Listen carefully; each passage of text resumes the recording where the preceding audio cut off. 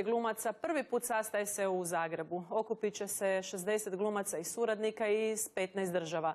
Razgovarali smo s glavnim zvijezdama iz popularnih filmova i serija. Predsjednica američke glumačke organizacije iz Los Angelesa Gabrielle Carteris, poznata iz TV serije Beverly Hills u kojoj je glumila Andrew Zuckerman, nada se velikom interesu hrvatskih umjetnika. Mislim da to kod vaših glumaca podiže svijest o tome da je njihov rad vrijedan i prepoznat, te može pomoći u dovođenju svjetskih produkcija u Hrvatsku. To se zasigurno ne bi dogodilo da Hrvatska prije godinu dana na FIA kongresu u Sao Paulu nije izabrana u izvršni odbor. Po prvi puta u povijesti.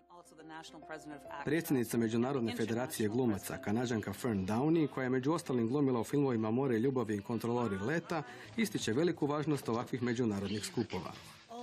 Najvažnije je razmijeniti informacije i pronaći ono što je u nekim zemljama dobro, te potaknuti sve druge da podignu standarde i poštuju umjetnike.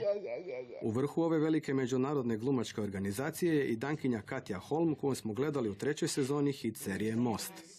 Globalna solidarnost glumaca veoma je važna jer kultura i umjetnost najlakše stvaraju mostove među narodima.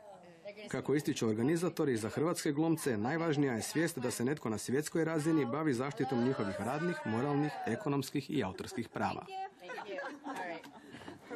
Anta, na svjetskoj nogometnoj